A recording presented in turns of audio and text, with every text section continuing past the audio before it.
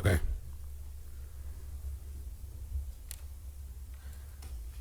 Hello. Thank you for, can everyone hear me? Yes. Okay.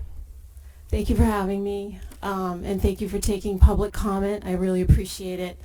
My name is Chris Dennis. I'm a citizen of Sandwich. I am also a president of a nonprofit group named the Friends of Peters Pond. My family has owned property on the south side of Peters Pond for over 50 years. Peters Pond has always been a beautifully clean, spring-fed pond, making it the perfect spot for fishing, swimming, and recreation. Sadly, over the years, Peters Pond, like many others on the Cape, has fallen victim to high cyanobacteria levels. Research has shown that cyanobacteria grows from an overabundance of nitrogen and phosphorus. Most of this enters our ponds, lakes, and saltwater bays from our underground septic systems and above-ground stormwater runoff. I want to talk specifically tonight about stormwater runoff and the problem that we are experiencing with stormwater entering on the south side of Peters Pond. Over the past year and a half, the owners/developers of Sandwich Green, a 65-acre parcel of land that resides between Route 130, Pimlico Pond Road, and Peters Pond, have clear-cut approximately 9 acres of land in what appears to be an aggressive effort to start construction on this site. This clear-cutting of thick forest has resulted in stormwater making its way down Pine Road and West Road and subsequently into Peters Pond. Even what appears to be a baby box turtle was swept down with the flow of water during a heavy rainstorm.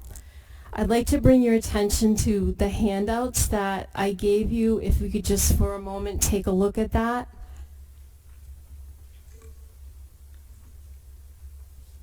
Okay, so on page 1, which is a site orthographic site view of the development, if you look in the lower right-hand corner, it's very small, but you're going to see the numbers 12, 13, and 14.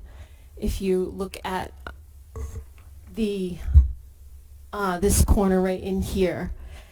If you look between the numbers 12 and 13, if you can see that, there is the top of Pine Road, okay?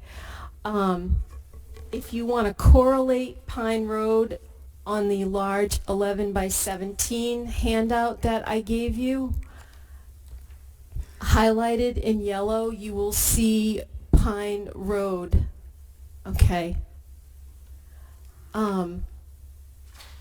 This is an entry point where the clear cutting has come up to, and stormwater from the clear cutting is going down Pine Road. The other road that it's coming down is West Road, and again, if you look at the orthographic picture number 14, if you see number 14, okay, that is right at the top of West Road. These are both dead-end roads, by the way, and it's a little difficult to see, but near number 14 you can see where some clearing has been done in the past, and the down gradient of those two roads goes down to Park Road, which is again on this 11 by 17, and then down Park Road it goes into Peters Pond directly. So just to show what an aggressive storm can do, again, if you go to page 3 on your handout, you can see there is the beach where the water has breached across the beach and is entering the pond. Okay. The other handout, page 2, is just those are pictures as a reference. If you could go to page 2, those are pictures that are a reference for the clear cutting that has happened. It's varying widths depending on where you are on the site. It's anywhere from 60 to 80 feet wide, and again, it's been calculated to be a little over 9 acres of cutting. So the thing that we also notice, and you may notice in those pictures, especially on page 2, is that there is an absence of any stormwater control or any control to stop the directive water flowing.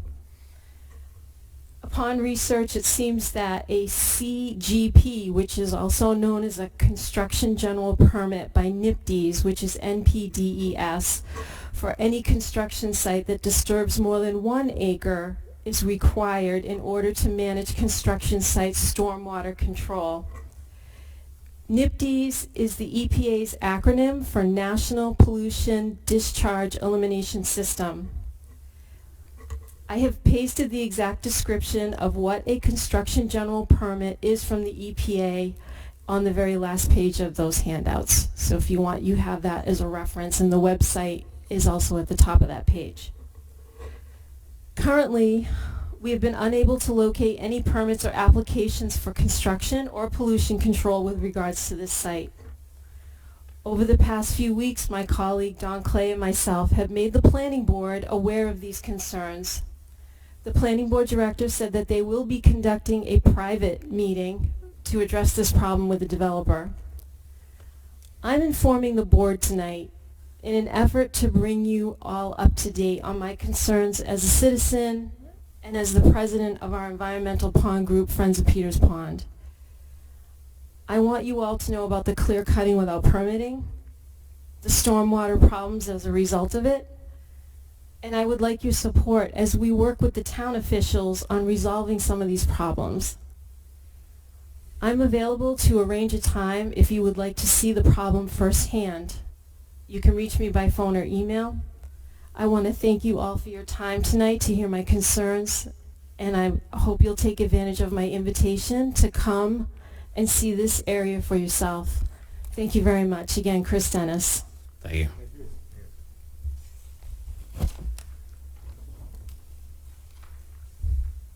Anybody else for a public?